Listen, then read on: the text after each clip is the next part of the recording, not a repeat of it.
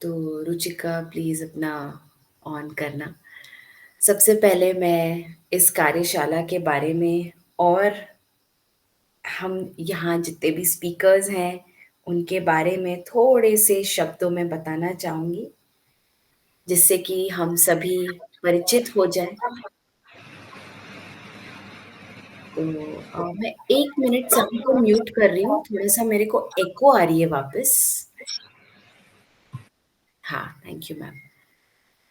तो सबसे पहले सभी का फिर से स्वागत है हमारी इस कार्यशाला में। ये 9 दिन की पुस्तक कार्यशाला है। किताब का नाम है मिरेकल्स ऑफ मदरहुड यानी मातृत्व शक्ति के चमत्कार। ये किताब उषा उकंडे मैम ने लिखी है, आप इंदौर से हैं और इस किताब जो उन्होंने लिखी है, इसमें हम काफ़ी सारे मुद्दों पे चर्चा करने वाले हैं। तो जो पहला मुद्दा है, वो रहेगा कि प्राकृतिक प्रसव का सिद्धांत क्या है? और माता-पिता बनने की मानसिक तैयारी कैसे करें? गर्भावस्था एक प्राकृतिक अवस्था है। जन्म देने की प्रक्रिया में हम क्या-क्या तैयारियां कर सकते हैं? योग व प्राणायाम का क्या महत्व है? और जन्म लेने के पश्चात बच्चा व जच्चा की देखभाल कैसे करें? और इसी में दिव्य जन्म के 10 मंत्र ये भी हम कवर करेंगे। तो दोस्तों थोड़ी-सी मैं इसके बारे में बताना चाहूँगी कि ये जो शुरुआत हुई, ये असल में तो उषा मैम जो कि पिछले 40 साल से लगातार मिडवाइफरी व नर्सिंग व कैसे नेचुरल बर्थिंग हो सके, इसके लिए वो कार्यरत हैं। तो मैं इनके बारे में बस 2 मिनट का ही समय लेते हुए बताना चाहूँगी कि आप जो है former principal and professor Choithram nursing college के ऑफ इंदौर के रहे हैं। आपने अपनी जो पूरी पढ़ाई है, वो सीएमसी लुधियाना व चंडीगढ़ से पूरी की है। आप स्वयं इसमें स्वर्ण पदक आपको मिले हैं और आपने जो-जो पढ़ाइयाँ करी हैं, उसमें आप आगे बढ़ते गए और इस कारण से आप राष्ट्रीय और अंतर्राष्ट्रीय स्तर पे हमेशा से कार्यरत रहे हैं। इस पूरी जर्नी में, इस पूरी यात्रा में आपको अनेकों अवार्ड मिले हैं और जो मिडवाइफरी जो वो होती है नेशनल राष्ट्रीय स्तर पे जो मिडवाइफरी जो टीम है, उसमें आप एक मेंबर हैं और आपने इंदौर में जो चोइथराम हॉस्पिटल है, उसी में आपने एक नेचुरल बर्थिंग सेंटर प्रारंभ किया था, जो कि दाइयों द्वारा या मिडवाइफ्स द्वारा चालित था। और इसके कारण जो है, जितने भी ऑपरेटिव से होने वाले डिलीवरीज़ रहे, उनकी संख्या कम होती चली गई। आप स्वयं एक लेखक भी हैं, आपने बहुत सारे रिसर्च पेपर्स को पब्लिश किया है, राष्ट्रीय व अंतर्राष्ट्रीय स्तर पे और आपका इसी ओर दृष्टिकोण बना रहता है कि कैसे जो महिलाएँ आती हैं आपके पास, जो यंग मदर्स आती हैं आपके पास, कैसे वो सक्षम महसूस करें, न कि भययुक्त महसूस करें। तो इसके लिए आप लगातार कार्यरत हैं और आपने आपकी एक पब्लिकेशन हाउस है, जिसमें वो साल में 2 Indian journal of nursing studies नाम से निकलती हैं और इसके अलावा एक नर्सिंग एपिफेनीज़ के नाम से भी किताब पब्लिश हुई है। और जो हम किताब अभी कर रहे हैं बुक वर्कशॉप के रूप में, miracles of motherhood the way to natural birthing, अब इस किताब के ज़रिए हम मैम को और अधिक जान पाएँगे। इसी के साथ मेरे साथ Ruchika Tejwani love and light centre से जुड़े हुए हैं और Shamshad ma'am love and light centre Satna से जुड़े हुए हैं और मैं स्वयं कैवल्य वेलनेस हब इंदौर से जुड़ी हुई हूँ। तो नमस्ते मैम, सभी को नमस्कार। उषा मैम, आप अगर 2 लाइन में कुछ बताना चाहेंगी सभी को तो बहुत अच्छा लगेगा।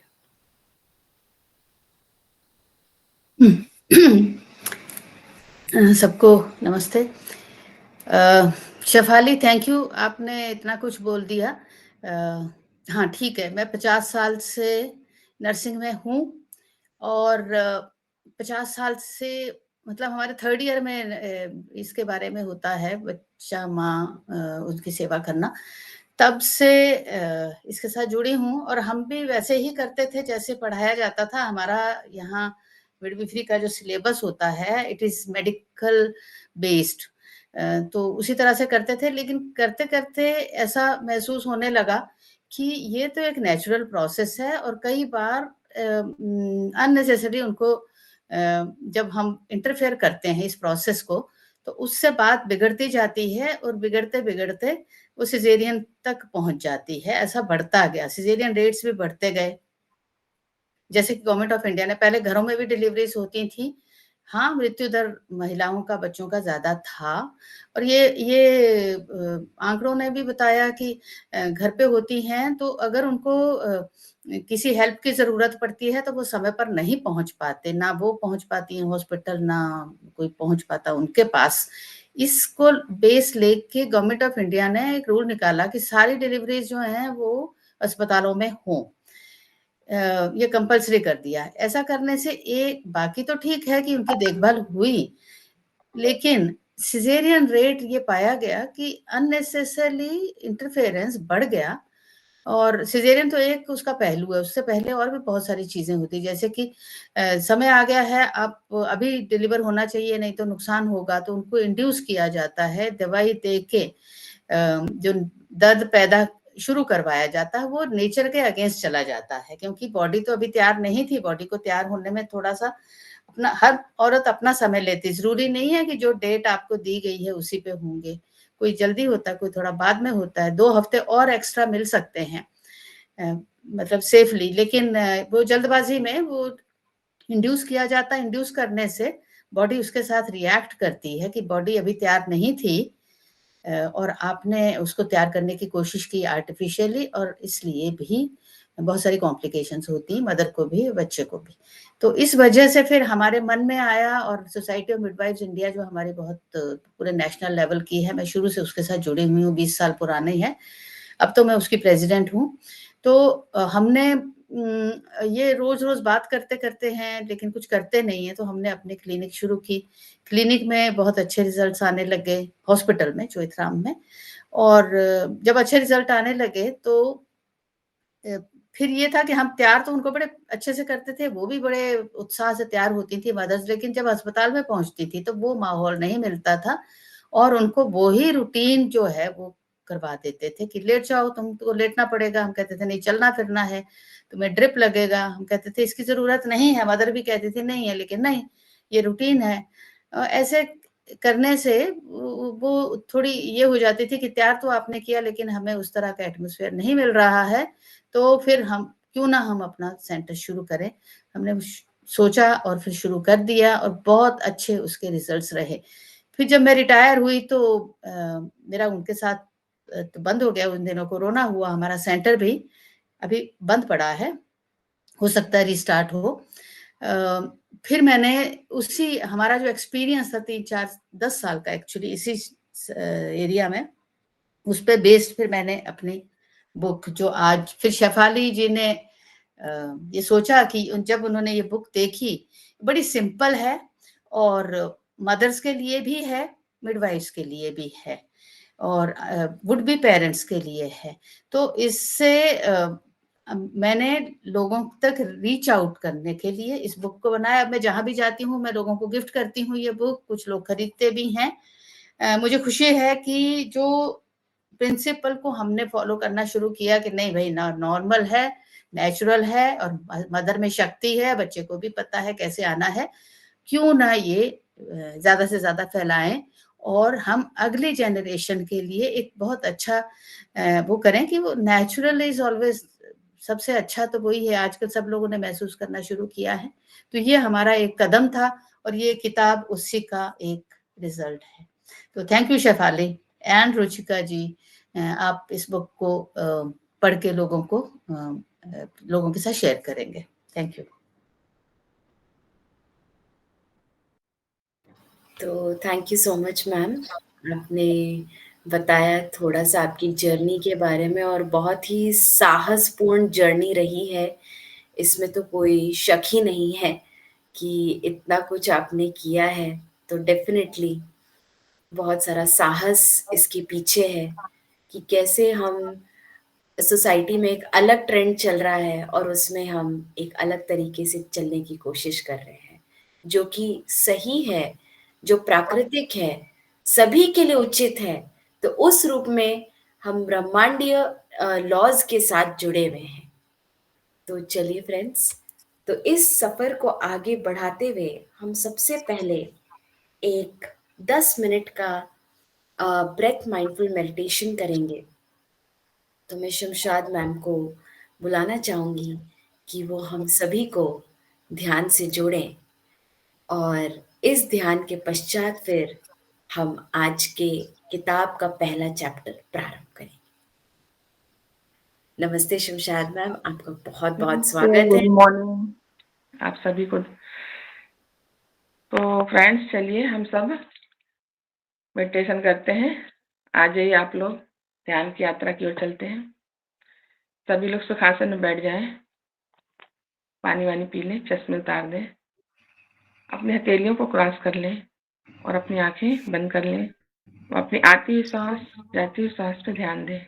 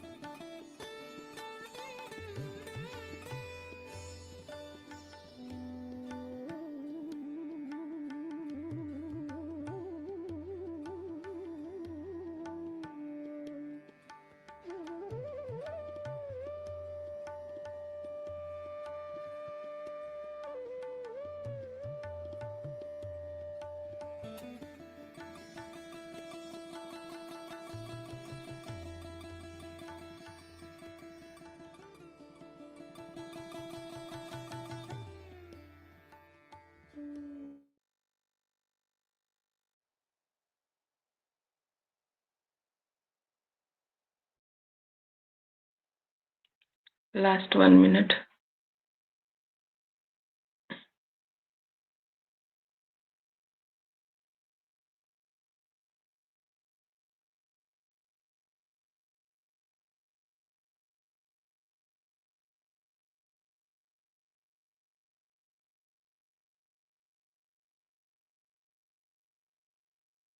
Thirty second.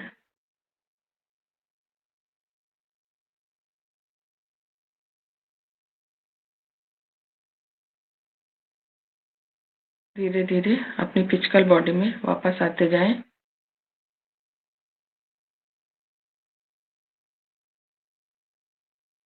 अपनी हथेलियों को खोलते हुए आंखों के ऊपर लाएं।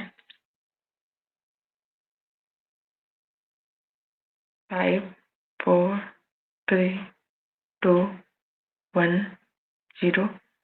हथेलियों के पीछे ही आंखें खोल लें और सुंदर सी मुस्कुराहट के साथ वापस आए। I love my self, I love you all.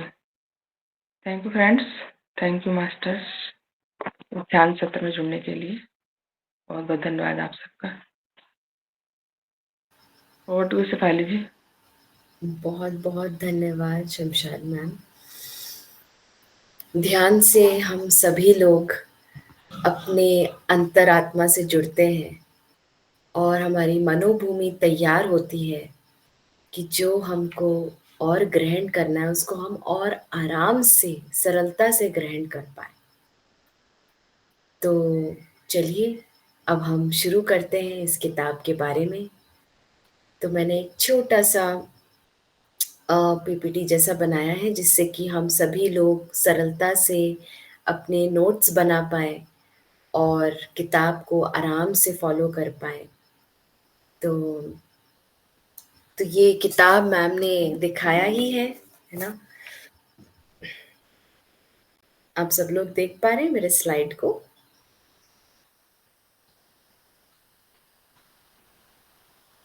जी दीदी। ओके, ठीक है, थैंक यू।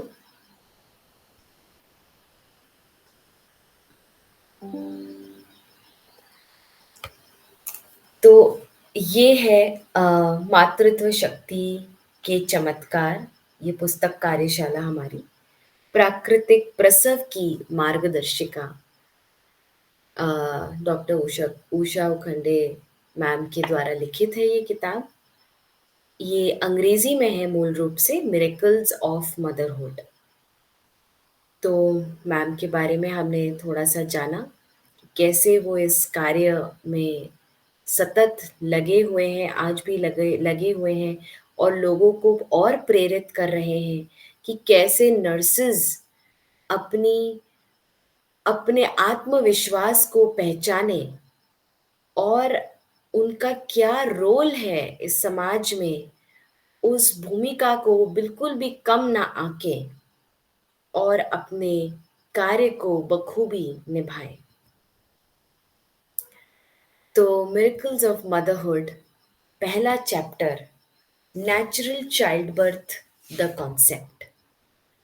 तो ये जो चैप्टर है पहला, प्राकृतिक प्रसव एक सिद्धांत। तो सबसे बड़ी बात यही है, मैम ने जो भी बताया कि अभी हो क्या गया है कुछ डेकेड से कि और मेडिकल फील्ड में बहुत सारी टेक्नोलॉजियाँ आ गई हैं और उनके इस फील्ड में आने के बाद से ये पाया गया कि जो ऑपरेटिव से होने वाले जन्म है, प्रसव है, उनकी संख्या बढ़ती चली जा रही है। तो एक सर्वे किया गया है एशिया में और ये 2012 का सर्वे है जिसमें ये पता चला, और ये डब्ल्यूएचओ द्वारा बताया गया है, और ये जो सर्वे है इसमें ये पता चला कि 2012 में ही 5% के बजाय 65% से अधिक ऑपरेशन से होने वाले जन्म होने लग गए हैं। जबकि डब्ल्यूएचओ की जो गाइडलाइन है वो ये बताती है कि ऑपरेशन से होने वाले जन्म 5 से 15% ही होने उपयुक्त हैं। उससे अधिक की इनकी आवश्यकता नहीं पड़ती है। लेकिन 2012 के एशिया के सर्वे में निकल आया कि ये तो 65% अधिक बढ़ चुके हैं। यानी जो नॉर्मल इसका रेंज है कि कितने जो जन्म है जो वो प्राकृतिक होने की संभावनाएं अधिक होती हैं, लेकिन अब ये आंकड़े उल्टे हो गए हैं।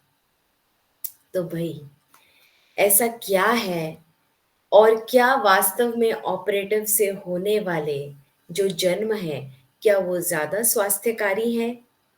ये प्रश्न मैं आप सभी लोगों के लिए छोड़ते हुए सबसे पहले यही सवाल पूछा जाए कि प्राकृतिक प्रसव क्यों नहीं हो रहे हैं? क्या उनकी कोई आवश्यकता है भी कि नहीं? तो इस किताब में पहले चैप्टर में ही एक लाइन लिखी हुई है कि सच में सवाल तो ये पूछना चाहिए कि प्राकृतिक प्रसव के लिए हम आगे हाँ क्यों नहीं बोल रहे हैं, जबकि वही सही तरीका है। तो ये इसी तरह यहाँ पे हमारी लेखक हैं उषा मैम, वो बता रही हैं प्राकृतिक प्रसव होने के लिए हम कैसे गर्भावस्था में ही तैयारी कर सकते हैं जिससे कि प्राकृतिक प्रसव ही हो जाए। अब कैसे करेंगे भाई? तो गर्भावस्था में ही यानी प्रेगनेंसी के दौरान ही हम ऐसा विहार व ऐसा आहार करवाएं या करें जो प्राकृतिक प्रसव की ओर ही अग्रसर हो। दूसरा, लगातार जो गर्भिणी है या जो प्रेग्नेंट कपल है उनकी बार बार मानसिक तैयारी की जाए, उनको मानसिक बल प्रदान किया जाए। कैसे देंगे भाई? तो सही ज्ञान से। सही ज्ञान क्या है कि प्राकृतिक प्रसव एक स्वस्थ शिशु व स्वस्थ मां के लिए, दोनों के लिए अच्छा होता है। दूसरी बात, एक महिला का जो शरीर संरचना है वह प्राकृतिक प्रसव के लिए ही बनी हुई है। वह जो शरीर की संरचना है वो ऐसी है कि वो प्राकृतिक गर्भावस्था यानी गर्भ को 9 महीने अपने शरीर में होल्ड कर पाना और होल्ड करने के बाद प्राकृतिक प्रसव के लिए शरीर में उतना दमखम होना, ये प्राकृतिक रूप से दिया गया है। लेकिन जब हम हर जगह मशीनों को ले आते हैं, हर जगह आईवी इंजेक्शंस और भय का माहौल बना देते हैं, तो इस कारण से जो प्राकृतिक प्रसव होने की संभावना समीचीन है वह संभावनाएं घट जाती है। अब वापस सवाल, क्यों प्राकृतिक प्रसव?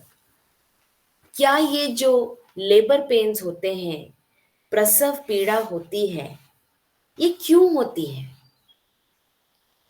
आजकल के हमारे समाज में जरा भी किसी को दर्द हो तो तुरंत क्या होता है? अरे जाओ यार, तुमको तो पेन हो रहा है, पेन हो रहा है मतलब तुरंत पेन किलर खाओ। लेकिन प्राकृतिक प्रसव यानी कोई भी पीड़ा हमें कोई बात को संकेत दे रही है। तो वैसे ही प्राकृतिक प्रसव के लिए जो वेदना होती है, जो प्रसव पीड़ा होती है, वह बिल्कुल ही प्राकृतिक होती है। और ये कोई पीड़ा थोड़ी है, ये कोई वेदना थोड़ी है जिससे हम सफर कर रहे हैं।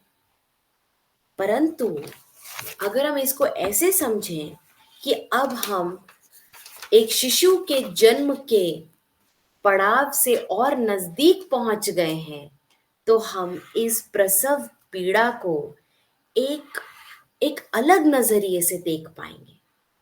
भय के बजाय हम एक खुशहाली, एक अंदर एक फीलिंग के साथ देख पाएंगे, ओके अब ये समय और नजदीक आ रहा है।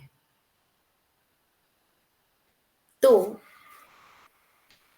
ये जो वेदना है, इसमें हम ऐसा क्या करें कि हम माने जो महिला है, जो जन्म देने वाली है, जो यंग मदर है, जो जन्म देने वाली है, वो ऐसा क्या करे कि वो और कंफर्टेबल हो।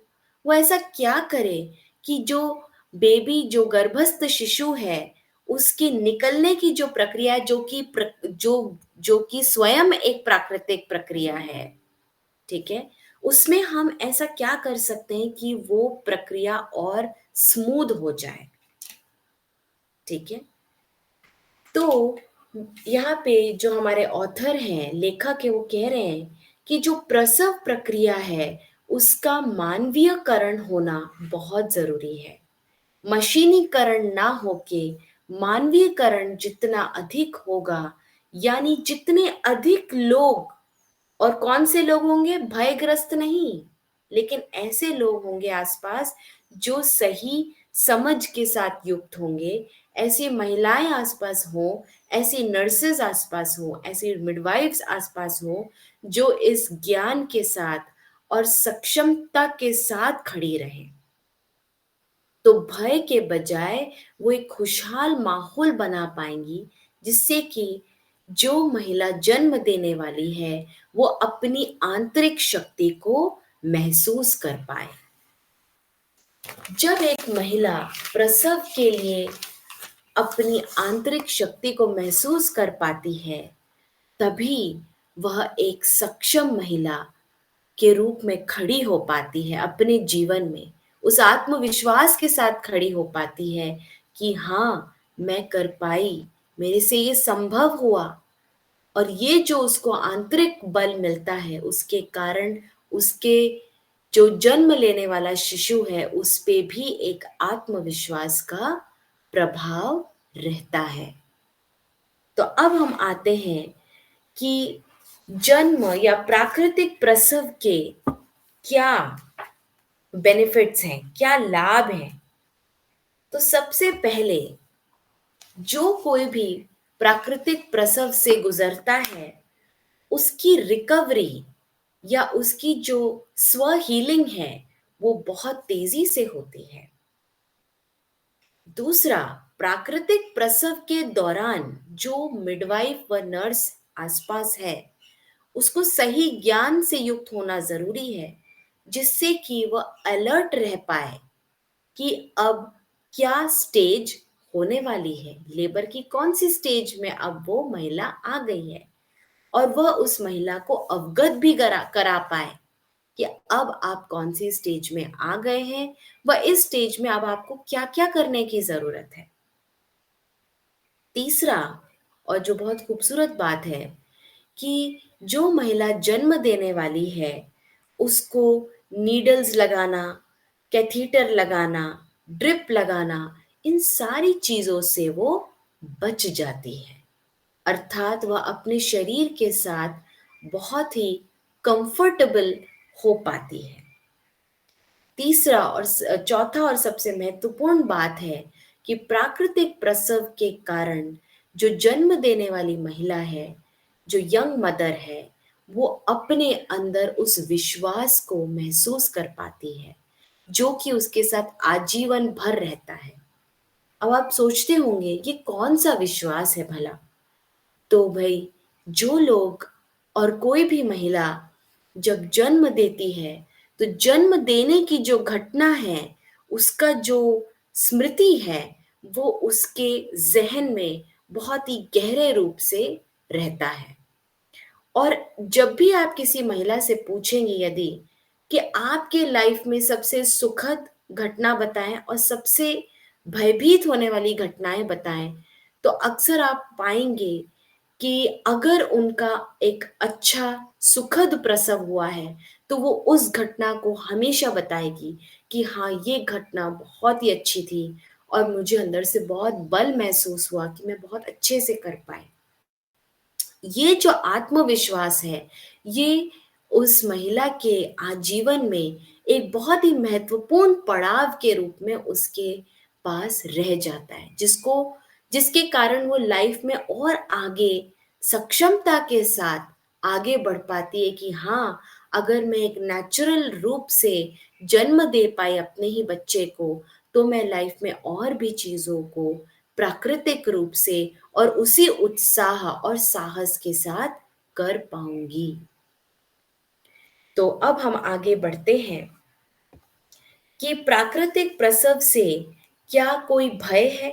क्या कोई दिक्कतें हो सकती हैं क्या? तो सच्चाई तो यह है कि इसमें कोई दिक्कत बिल्कुल भी नहीं है। इसमें यही है कि एक महिला जो प्रसव वेदना है, उसको स्वाभाविक रूप से महसूस कर पाती है। और जो प्रसव वेदनाएं हैं, वह कोई दुर्घटना थोड़ी है, ये कोई डरने वाली बात थोड़ी है, बल्कि ये प्राकृतिक प्रसव को वो प्राकृतिक रूप से ले पाती है। दूसरी बात, यदि प्रसव आगे नहीं बढ़ रहा है, तो उस समय हमको अलर्ट होने की जरूरत है और उस परिस्थिति के अनुसार जो भी जरूरत हो, उस समय चाहे वो ऑपरेटिव हो, चाहे वो फोर्सेप डिलीवरी हो, चाहे वो सक्शन को यूज करना हो, उनका प्रयोग करना जरूरी हो जाता है। अब हम आगे बढ़ते हैं कुछ परिभाषाओं के आगे।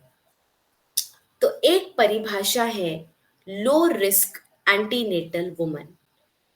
अब ये जो शब्द है, इसको परिभाषित किया गया है कि जो गर्भिणी महिलाएं हैं, जिनके शरीर में कोई भी बीमारियां, यानी बीपी हो, यानी थायराइड हो, यानी डायबिटीज हो, या कोई और अन्य दिक्कतें यदि उनको नहीं है, तो इनको लो रिस्क एंटीनेटल विमेन कहा जाता है। दूसरी परिभाषा नॉर्मल बर्थ यानी सामान्य प्रसव, WHO यानी वर्ल्ड हेल्थ ऑर्गेनाइजेशन द्वारा परिभाषित है कि जो स्वयं खुद से ही प्रसव पीड़ा प्रारंभ होती हो। देखिए, स्वयं प्रसव पीड़ा प्रारंभ होती हो, कहीं भी ये नहीं बताया है कि ड्रिप लगाएंगे तो प्रसव पीड़ा प्रारंभ होगी।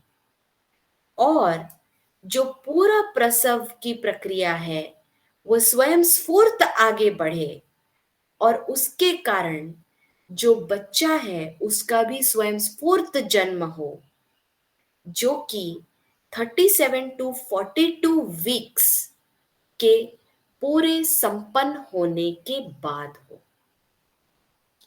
कृपया नोट करें, इस परिभाषा में कहीं भी ये नहीं लिखा है कि सामान्य प्रसव वो है जो कि जिसमें ड्रिप लगे, जिसमें महिला लेटी रहे, ये कहीं नहीं लिखा है।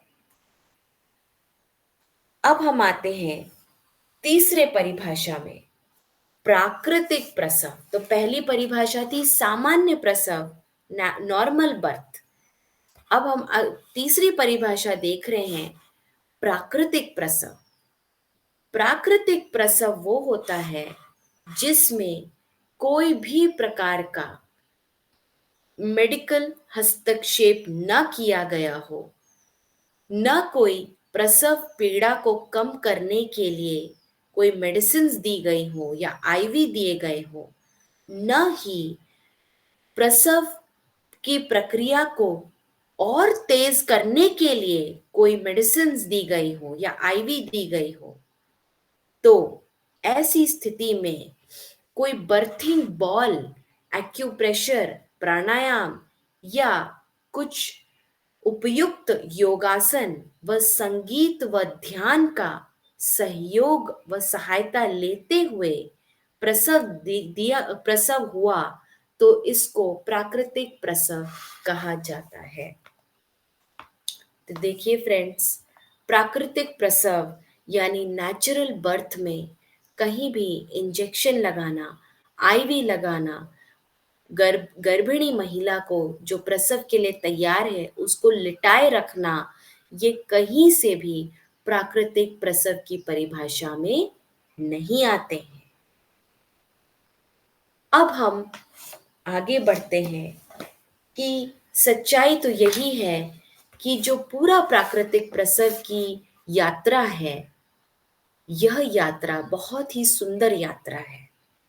जितना हम अपने समाज में इस बात को और प्रखरता से खड़े होके कह पाएंगे और इसको, इनके जो लोगों को अनुभव हो रहे हैं उस अनुभव को लोग साझा कर पाएंगे, उतना समाज में इसकी पुकार बढ़ेगी कि भाई हमें प्राकृतिक प्रसव ही चाहिए, क्योंकि प्राकृतिक प्रसव ही सुंदर है, प्राकृतिक प्रसव ही स्वस्थकारी है। तो प्राकृतिक प्रसव के लिए क्या क्या कदम उठा सकते हैं? तो पहला कदम तो यही है कि हम बहुत प्रकार के ब्रीदिंग स्टेप्स को सीख पाए। तो क्या सीख पाए? प्राकृतिक प्रसव के लिए बहुत सारे ब्रीदिंग टेक्निक्स को सीख पाए। अब सोचिए, बात यहाँ प्रसव की हो रही है और क्या मेथड बता रहे हैं तैयारी करने के लिए? सांसों के अलग अलग ब्रीदिंग टेक्निक्स। अभी अभी हमने ध्यान किया, और हमने अभी जो ध्यान किया वो था ब्रेथ माइंडफुल मेडिटेशन, यानी आनापानसती ध्यान, जिसमें हमने क्या किया? अपनी स्वाभाविक सांसों के प्रति हम सिर्फ सजग हुए। और आनापानसती ध्यान वो ध्यान है जो कि गौतम बुद्ध ने स्वयं दिया पूरे संसार को, जिसके माध्यम से उनको स्वयं सेल्फ रियलाइजेशन हुई। आप सोचिए, इतनी सिंपल टेक्निक और इतनी पावरफुल टेक्निक, यानी ये जो सांसें हैं ये हमारे लिए बहुत ही मैजिकल है। और आगे इस किताब में हम जानेंगे कि ये कौन सी प्रकार की सांसें हैं जो हम सांसों के अलग अलग टेक्निक्स हैं जो हम आगे सीखेंगे। दूसरा कदम प्राकृतिक प्रसव के लिए तैयारी के लिए है हमारा आहार। हम आहार कौन सा ले रहे हैं? चॉकलेट बिस्किट खा रहे हैं, या फिर हम अपने घर का बहुत ही बढ़िया फ्रेशली कुक्ड आहार ले रहे हैं, जिसके बारे में भी हम आगे और जानेंगे। तीसरा, गर्भ संस्कार से जुड़ी हुई क्लासेस को अटेंड करना। चौथा, अनेक प्रकार के योगासन करना जो कि हर ट्राइमेस्टर में अलग अलग बताए जाते हैं। आगे इस किताब में लिखा है मदर क्राफ्ट क्लास, यानी कुछ ऐसी क्लासेस को ज्वाइन करना जिसमें हम जब माँ बने तो इसके लिए हमारी क्या क्या तैयारी हो। दूसरा, इस गर्भावस्था के दौरान हम कैसे आर्ट कर सकें, कैसे अपनी कलात्मक या सृजनात्मक क्षमता को एक दिशा दे पाए। चौथा कदम जो लेना है कि आसपास के लोगों का व्यवहार कैसा हो, और ये बहुत ही जरूरी है। हमारा व्यवहार भय युक्त है कि हमारा जो व्यवहार है वो साहस युक्त है। आसपास के लोग डरे हुए हैं या आसपास के लोग धैर्य के साथ खड़े हुए हैं, ये बहुत बहुत महत्वपूर्ण बात है। अगली बात जो इस किताब में कही गई है कि भय के वातावरण व भय से ग्रसित मानसिकता के कारण जो प्रसव स्मूथ और प्राकृतिक रूप से घटित हो सकता है, वह भी एक ऐसे प्रसव की दिशा लेगा जिसमें बहुत सारी दिक्कतें व बहुत सारे मेडिकल इंटरवेंशंस करने की जरूरत पड़ ही जाएगी। तो भय ग्रसित होने से हमारे शरीर में ऐसे रासायनिक प्रक्रियाएं प्रारंभ हो जाती हैं जो कि प्रसव वेदना को अनियमित गति व लय से शुरू कर देती हैं, अर्थात प्रसव की प्रोसेस को स्लो भी कर देती हैं। तो देखिए फ्रेंड्स, हमारा जो मन है वो हमारे शरीर के साथ पूरी तरह से जुड़ा हुआ होता है। तो हम कैसा महसूस कर रहे हैं, ये बहुत ही महत्वपूर्ण बात है। अब यहाँ पे मैम ने एक बहुत जबरदस्त बात कही है कि जो एक गर्भिणी की सेवा में उपलब्ध हैं, वो किस प्रकार की मिडवाइफ्स हैं, वो किस तरह की नर्सेज हैं, ये बहुत जरूरी है। तो इसीलिए यहाँ पे आप मेरे उसमें देख सकते हैं, केयर विद लव। जितनी महिलाएं और सक्षम महिलाएं प्रसव की प्रोसेस से जुड़ेंगी, उतना ये प्रोसेस प्रेम पूर्वक होता चला जाएगा।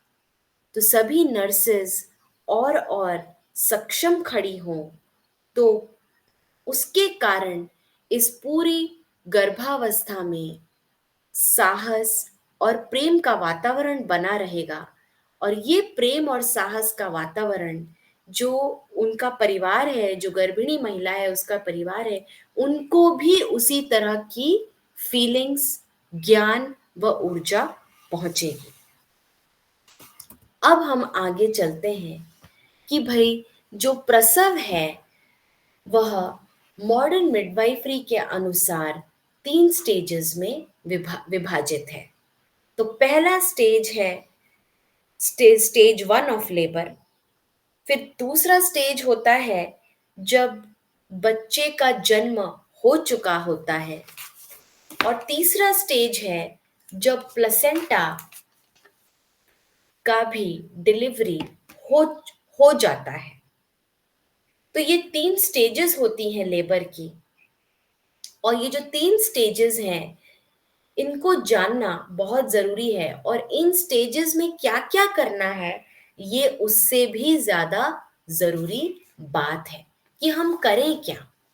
तो जो पहला स्टेज है, यानी latent phase and active phase of delivery of labour, sorry, इसमें क्या क्या किया जा सकता है, क्योंकि इस समय प्रसव वेदना प्रारंभ होती है। पहले प्रसव वेदनाएं हल्की होती हैं, यानी जो कॉन्ट्रैक्शंस हैं वो हल्की होती हैं। धीरे धीरे इनकी गति बढ़ती है, क्योंकि वो शरीर और तैयार होता है। और जैसे जैसे शरीर में प्रसव पीड़ा बढ़ती है, उसके लिए हम क्या क्या कर सकते हैं, अब बात इस पे हम करते हैं। तो सभी से कहूंगी कि वो अपने नोट्स में इन बातों को लिखें और मैम से वो अपने सवालों को भी पूछ पाए। तो पहले स्टेज में क्या क्या किया जा सकता है। तो जब प्रसव वेदना प्रारंभ हो तो सिंपल पूरे बैक की या लोअर बैक में मसाज करना। दूसरा, एक्यूप्रेशर के 2 पॉइंट्स का यहाँ पे जिक्र है, जो कि मैम आगे चल के हमको सिखाएंगे कि कैसे इनको हम प्रेस करते हैं। कृपया आप नोट्स बना के रखें। एक तो है L14 और दूसरा है SP6 एक्यूप्रेशर। इन पॉइंट्स को दबाने से जो प्रसव वेदना है, यदि बहुत अधिक है तो वो कम हो जाती, यानी जो फॉल्स पेन है वो कम एहसास होता है। लेकिन इसका मतलब ये नहीं है कि प्रसव वेदना या जो प्रसव की प्रक्रिया है उसको वो रोक देगा। प्लीज नोट कीजिए कि इसमें हम जो भी कर रहे हैं वो प्रसव प्रक्रिया को कम करने के लिए नहीं है, परंतु उसको सपोर्ट करने के लिए है।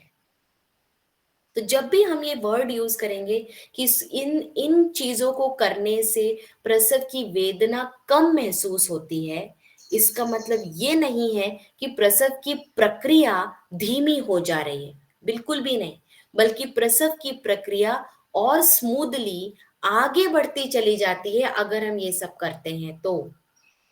तीसरी बात, हाइड्रोथेरेपी लिखा गया है, जिसका मतलब है कि या तो गर्म पानी में बैठें, दूसरा गर्म पानी को पिएं, या अन्य कोई गर्म पदार्थों को फ्लूइड्स को हम ग्रहण करें। चौथा है बर्थ बॉल। एक ऐसी बड़ी सी बॉल होती है जिसको बर्थिंग बॉल कहते हैं, उसका प्रयोग करना, जो कि एक मिडवाइफ दाई करना सीख सकती है। अगला है संगीत का प्रयोग।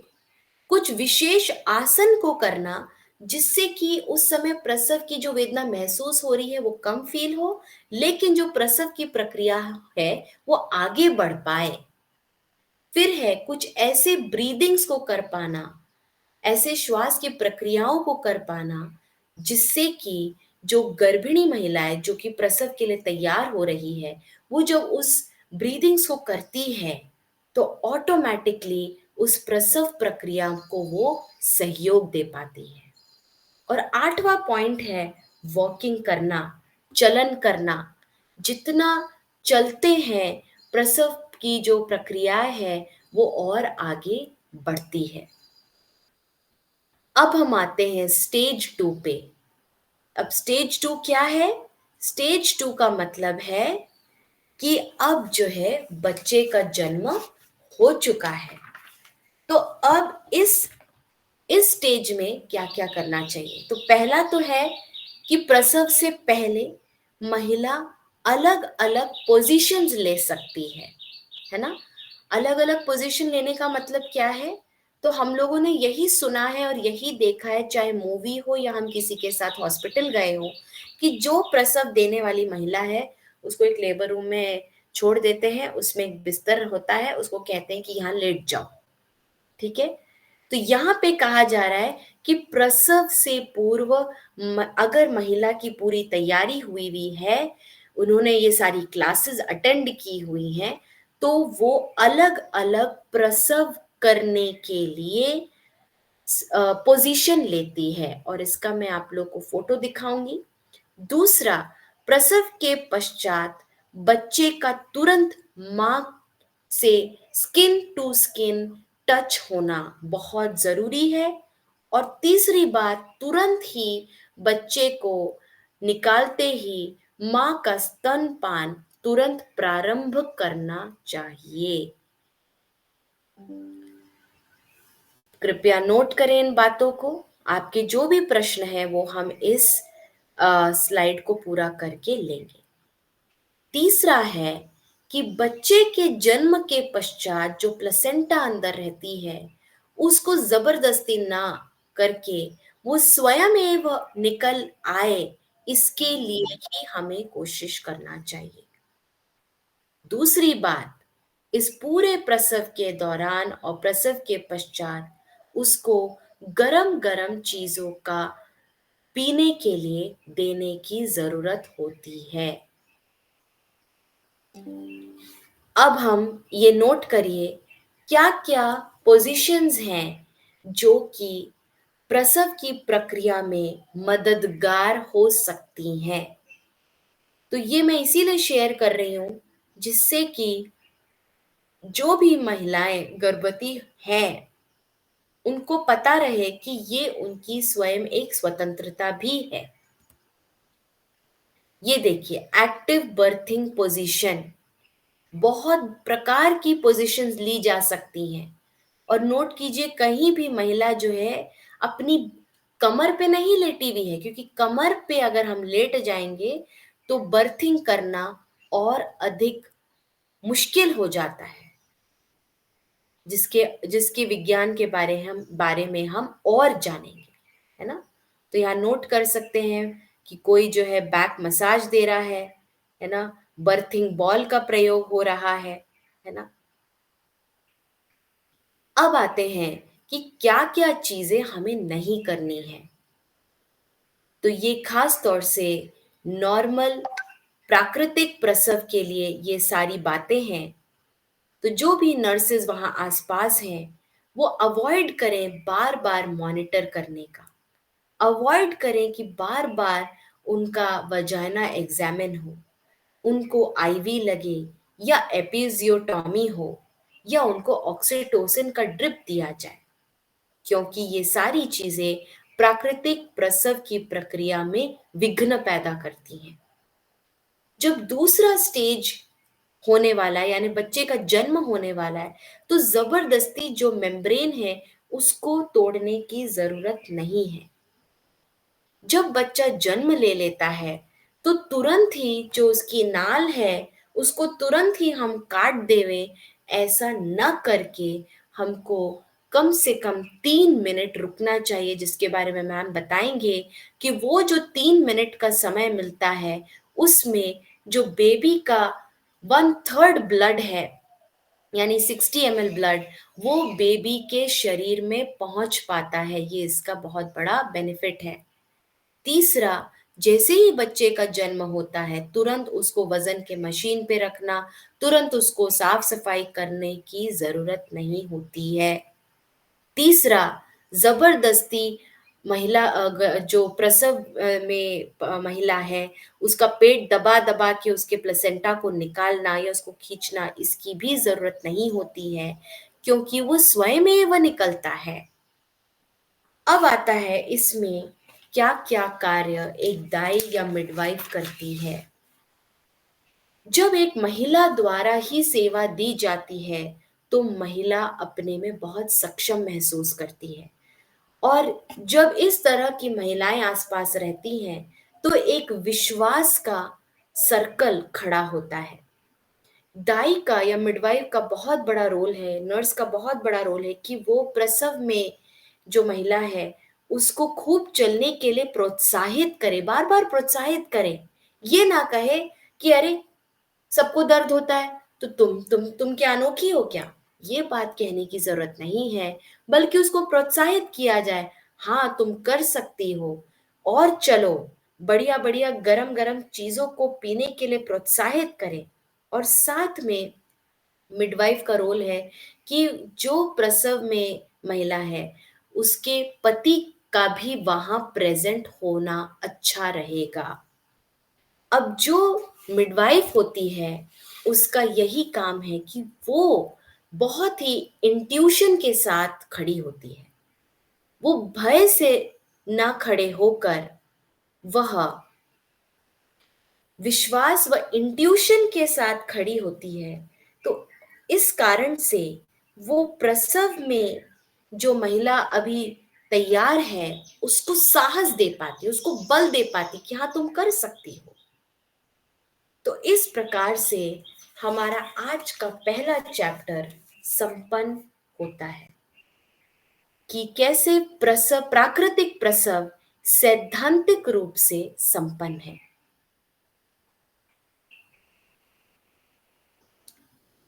Screen sharing it is not visible. अच्छा, आप लोग को मेरा स्क्रीन दिख रहा था क्या? शिफाली दिख रहा था, मे बी उनकी नेटवर्क प्रॉब्लम होगी, मैंने भी मैसेज देखा था। ओके ओके, ठीक। ठीक। तो जी सभी से अनुरोध है कि वे अपने वीडियो ऑन करें और सवाल पूछें।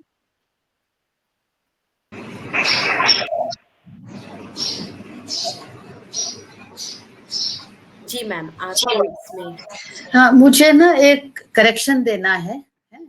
आपने बोला L14, वो LI4 है, LI4 उसका नंबर है। ये एक्यूप्रेशर के पॉइंट्स होते हैं, लंबर रीजन का है, इसलिए उसको ऐसा बोला जाता है। तो वो अभी मैं एक्सप्लेन नहीं करूंगी कि क्या है, और SP6 है, ठीक है। दूसरा, सेकंड स्टेज के लिए आपने बोला बेबी हो चुका है, नहीं, इट इज द पीरियड जब बेबी बिल्कुल बाहर निकल रहा है, तैयार है निकलने के लिए। और जब फुल, इसकी एक डेफिनेशन होती है, full dilatation of cervix, cervix पूरा डायलेट हो चुका है, और उस पॉइंट से जब तक पूरा बेबी बाहर आ गया वो उतना पीरियड होता है सेकंड स्टेज। और ये 5, 10, 15 मिनट, आधा घंटा भी हो सकता है, 2 घंटे भी हो सकता है। कभी लोग घबरा जाते हैं कि अरे सेकंड स्टेज में आ गए, आधा घंटा हो गया अभी तक बेबी बाहर नहीं हुआ। ऐसी कोई बात नहीं है, बेबी ठीक ठाक अगर है उसको हम मॉनिटर करते रहते हैं, तो जब तक बेबी बाहर आ जाता, इसी समय को बहुत स्लो, धीरे धीरे धीरे होने देना होता है। तो हमें कट नहीं लगाना पड़ता, नहीं लगाना चाहिए। और जो कभी वो पेरिनियम इतना स्ट्रेच होता है, धीरे धीरे धीरे स्ट्रेच होता है, तो उसमें भी अपने आप से टीयर नहीं आता है। अगर आता भी है तो बहुत स्मॉल टीयर आता है, बड़ा कंफर्टेबली अपने आप ठीक हो जाता है। ये बहुत ज़रूरी है। तो हमारी जो सेकंड स्टेज है, अब बाकी आपने बहुत अच्छा बताया कि पोज़ीशंस वग़ैरह हैं, ज़रूरी नहीं है, बिल्कुल नहीं है। सीधे तो उसको और पहले होता था टाँगे भी ऊपर करते थे, वो तो नहीं होता है, लेकिन फ्लैट लिटाते हैं, ऐसा नहीं। उसको सिट अप हो, बैठे ऑल फोर्स, जो भी आपने पोज़ीशंस पिक्स भी दिखाई। तो इस पूरी प्रोसेस में ये कहना चाहूँगी, शेफाली ने बहुत बढ़िया तरीके से, आई एम सो हैप्पी कि इस चैप्टर के बारे में इतना अच्छा एक्सप्लेन किया, जितना कि इवन मेरे लिखे हुए को उसको आपने बहुत बढ़िया एक्सपेंड किया, बहुत प्यारे तरीके से बताया। वही है कि सबसे ज़रूरी है धैर्य रखना, माँ को भी और उसके साथ जो खड़े होते हैं, जैसे दाई है, नर्स है, डॉक्टर्स हैं। ये नहीं है कि डॉक्टर्स नॉर्मल डिलीवरी नहीं करते हैं, करवाते हैं। पहले करते थे, आजकल नहीं कर रहे हैं। उन्हें भी ये संदेश सबके लिए है, सबके लिए। उनके साथ वालों को कुछ नहीं करना है, मदर को करने देना, बस उसको सपोर्ट करना है, उसको धैर्य बढ़ाते रहना है और नॉर्मल प्रोसेस को ईश्वर ने जो, नेचर ने जो बनाई है, उसको होने देना है। बहुत सुंदर, बहुत अच्छा। और हाँ, डिलेड कॉर्ड क्लैंपिंग ये सेकंड स्टेज में भी आता है, यानी जैसे बच्चा पैदा हुआ वो झट से कॉर्ड क्लैंप करते हैं। आपने बहुत अच्छे से बताया कि नहीं करना है। Yes, it goes to third stage, ठीक है। और बेबी जैसे ही बाहर आया, इधर डाला, वर्क्स वंडर्स। हम जब एक्सप्लेन करेंगे कभी तो बताएंगे आपको कि कितने अच्छे रिजल्ट्स उसके होते रहे हैं। थैंक यू, बहुत अच्छा, बहुत अच्छा। मुझे भी अभी उसमें जाना है। मैं अग्निहोत्र करती हूँ, तो वो 6:29 पे है, तो I need to be free. आगे बढ़ाएं। Thank you. जी, तो हमारे साथ एक और वैद्य यहाँ जुड़ी हुई है, वैद्य नेहा खर्चे। अभी वो अपनी इंटर्नशिप कर रही हैं, नागपुर में है। तो नेहा, आप यदि कुछ कहना चाहती हैं, अपना टेक अवे शेयर करना चाहेंगी, तो झट से विदिन 10 सेकेंड्स अगर आप कुछ शेयर करेंगे तो बहुत अच्छा रहेगा। आस्था, जी। आस्था भी है। अपना वीडियो प्लीज ऑन कीजिए। अच्छा, एक्चुअली यहाँ पे नेटवर्क प्रॉब्लम है अच्छा दीदी, अच्छा, शायद मुझे, हाँ, तो जी, वो गड़बड़ हो जाएगी, आवाज भी ठीक से नहीं आएगा। कोई दिक्कत नहीं है। हाँ, तो सेशन बहुत बढ़िया रहा, सभी को बहुत बहुत थैंक यू। और जैसे आपने कहा कि जो लेडीज प्रेग्नेंट होना चाहती है या जो उन्हें हेल्प करना चाहती है, वो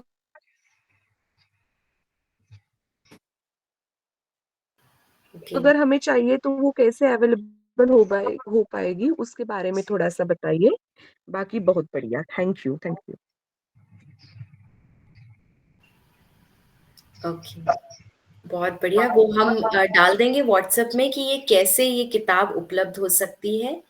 अविशा जी, आप कुछ शेयर करना चाहेंगे? आस्था जी, रुचिका जी, शमशाद मैम, दीपा जी, बस एक लाइन में, जस्ट इन अनदर 10 सेकेंड्स। जो भी बताना चाहता है वो कृपया अपना ना वो वीडियो भी चालू करेंगे तो बहुत अच्छा है।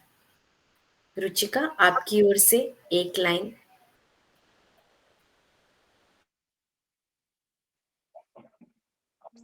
मुझे तो बहुत मजा आ रहा है, क्योंकि हालांकि ये फील्ड मेरे लिए बहुत न्यू है, बट हमेशा ऐसा होता है कि शेफाली के साथ काम करने में कुछ नया ही सीखने को मिलता है। तो कुछ कुछ चीजें हैं जो मुझे नई सीखने को मिल रही हैं, तो ये सब जान के मुझे अच्छा लग रहा है। तो थैंक यू, बस इतना ही कहना चाहूंगी। Thank you so much Ruchika ji, आप मेरे साथ हैं, शमशाद मैम, हम सब लोग ये यात्रा साथ में कर रहे हैं। तो ठीक है, आस्था जी, आप कुछ कहना चाहेंगे? हाँ, ओके, सभी को नमस्ते। बोलिए। और बहुत ही अच्छा लग रहा है ये सारी चीजें जानकर, और पहले से ये जानकारी मिल रही है तो और भी बहुत अच्छा है। अभी मैंने कंसीव नहीं किया है और इसी रास्ते पे आगे हूँ कि कंसीव कर पाऊँ और मेरी आगे की जर्नी बहुत ही अच्छी हो। तो थैंक यू सो मच कि आप लोगों ने ये कार्यक्रम स्टार्ट किया। ठीक है, थैंक यू सो मच। एक दीपा मिश्रा जी करके हैं यहाँ पर। Good morning all of you. Actually मैंने थोड़ा लेट ज्वाइन किया है, पर जितना सुना बहुत नॉलेजेबल है। कल आप से मैं कहाँ ट्राई से बोल रहे करूँगी। हैं? कहाँ से बोल रहे हैं? नहीं मैं दिल्ली से ही हूँ, मैंने कल बताया था। ओके, ज़रा 1 मिनट अपना चेहरा दिखाएँगे जिससे कि उषा मैम भी आपको देख पाएँ? मैं आई कल ओपन करती हूँ। हाँ, बिल्कुल। कल तो आई कल थिंक आप वो फ़िटनेस सेंटर चलाते हैं? Of course, yes. ओके, आप दिल्ली से हैं, आप एक फ़िटनेस सेंटर चलाते हैं, तो बहुत बढ़िया। प्लीज़ अपने नोट्स बनाते जाइए, जिससे हुँ, कि ये जो प्रोसेस है, इसमें हम और आगे बढ़ पाएँ। तो ठीक है ठीक है। फ्रेंड्स, कल हम फिर मिलेंगे इसी समय और अब हम अगले चैप्टर पे फिर आगे बढ़ते हैं। तो सभी को बहुत-बहुत धन्यवाद जुड़ने के लिए। Thank you. Thank you ma'am. आप म्यूट पे हैं। बाय-बाय। 1 मिनट आप म्यूट पे हैं मैम, उषा मैम। हूँ कि आज हम दिन में भी मिल रहे हैं हाँ जी। और इसी इसी के अराउंड काम करेंगे। थैंक यू वेरी मच सबको बहुत-बहुत धन्यवाद। सुबह-सुबह आप हमारे साथ जुड़े। बहुत-बहुत धन्यवाद। Thank you. ठीक है, थैंक यू।